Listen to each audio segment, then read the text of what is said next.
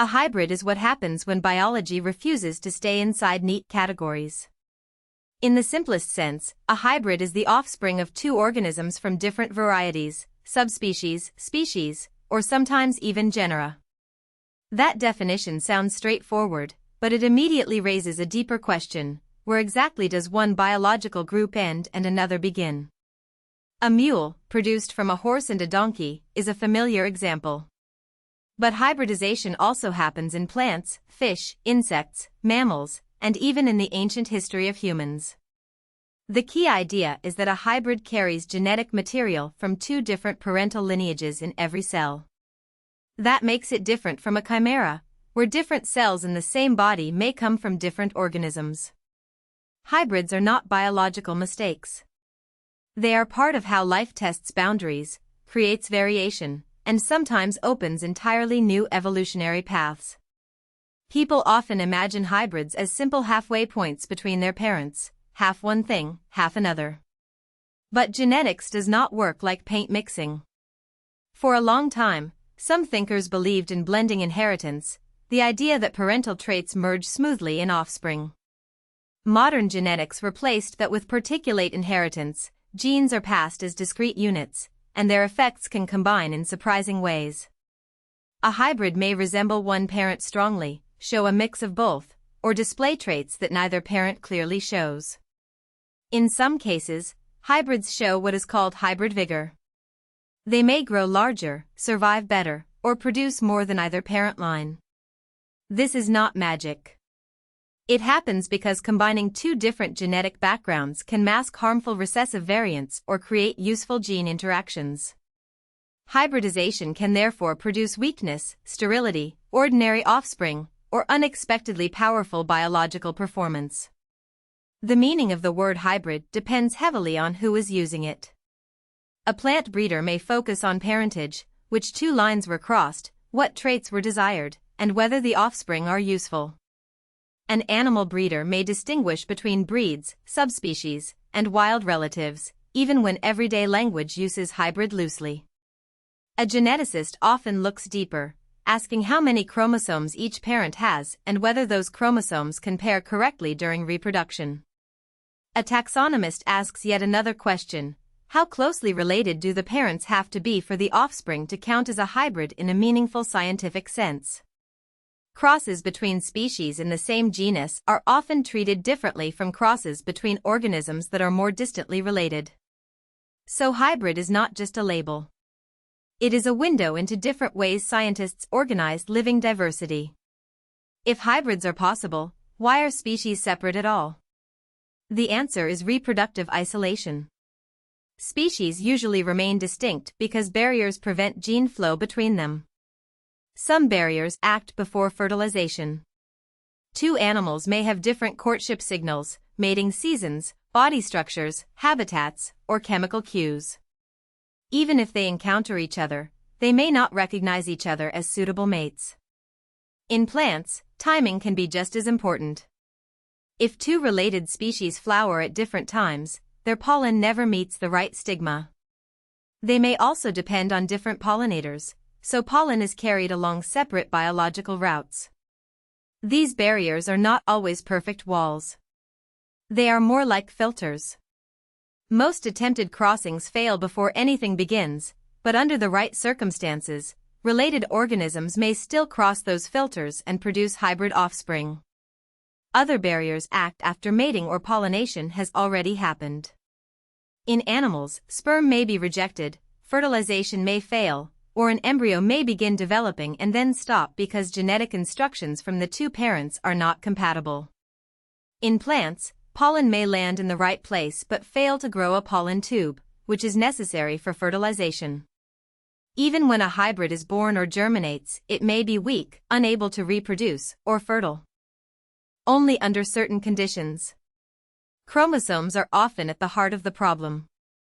During sexual reproduction, chromosomes need compatible partners so they can pair and separate properly. If the parental chromosomes differ too much in number or structure, the hybrid may develop normally but fail to produce viable eggs, sperm, pollen, or ovules. Fertility is often where species boundaries become visible. Plants are especially important in the story of hybrids because they often tolerate genetic experiments that would fail in many animals. One major reason is polyploidy, the condition of having extra sets of chromosomes. If a hybrid plant receives mismatched chromosomes from two parent species, it may initially be sterile because the chromosomes cannot pair. But if the chromosome number doubles, each chromosome suddenly has a matching partner. Fertility can be restored, and a new stable lineage may appear. This process has helped create many plant species, including major crops. Wheat is one of the most important examples.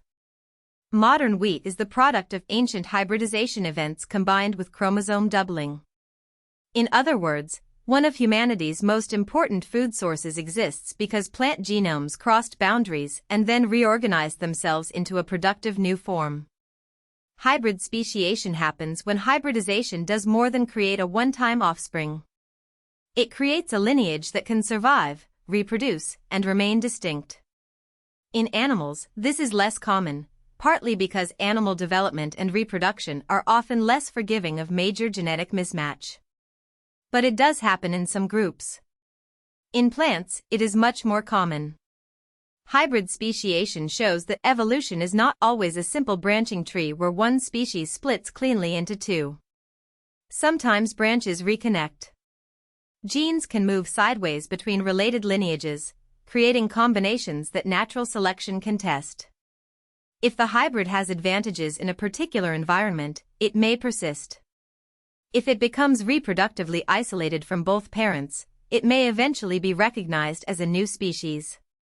Hybridization can therefore blur the tree of life into something closer to a network. Humans have intentionally used hybridization for thousands of years, especially in agriculture and horticulture. Farmers and breeders cross plants to combine desirable traits such as yield, disease resistance, flavor, color, hardiness, or faster growth.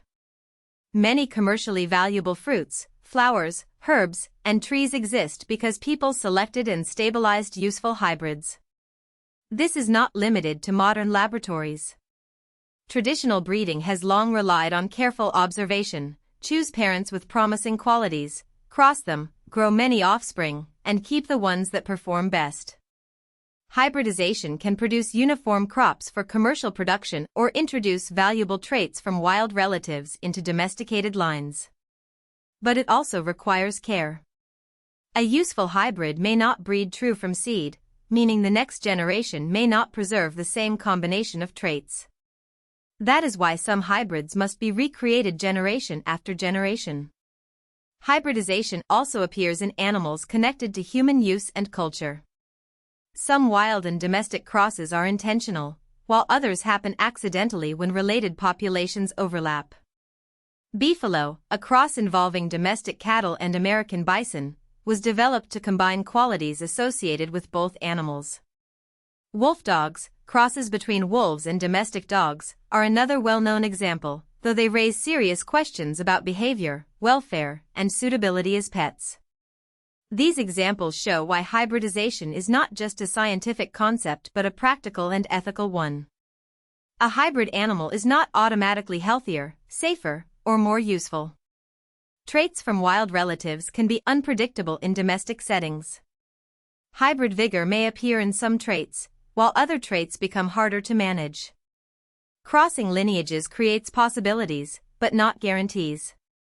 The word hybrid is also used loosely in everyday breeding, especially when people talk about domestic breeds. Crossbreeds between dog breeds, cattle breeds, or plant cultivars are sometimes called hybrids, even if the parents belong to the same species. Scientifically, that usage can be imprecise, but it reflects a real idea. Combining different genetic lineages can reveal new trait combinations. In plants, the term cultivar is often used for cultivated varieties selected by humans. Crossing two cultivars may produce offspring with commercial or ornamental value, even though the cross is not between separate species. This distinction matters because not all biological differences are equal. A cross between two varieties of the same species is usually much easier than a cross between distant species. The deeper the genetic divide, the harder reproduction becomes. Hybridization is not only a modern agricultural tool. It is part of human ancestry. Genetic evidence shows that anatomically modern humans interbred with Neanderthals, including as recently as around 40,000 years ago. Many people today carry small amounts of Neanderthal DNA. This does not mean modern humans are half Neanderthal or that ancient populations merged completely. It means that when related human groups met, some interbreeding occurred, and some genetic variants were passed forward. Those inherited fragments became part of the modern human gene pool. This example changes how we think about human evolution. It was not simply one population replacing all others in a clean line. It involved migration, contact, competition, and limited gene flow. Even our own history contains blurred boundaries between closely related human forms.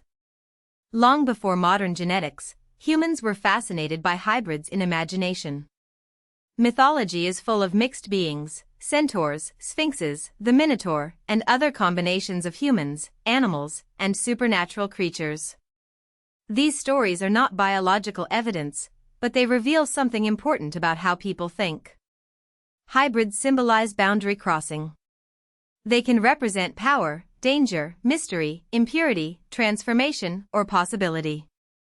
Biology gives us the real version of that ancient fascination.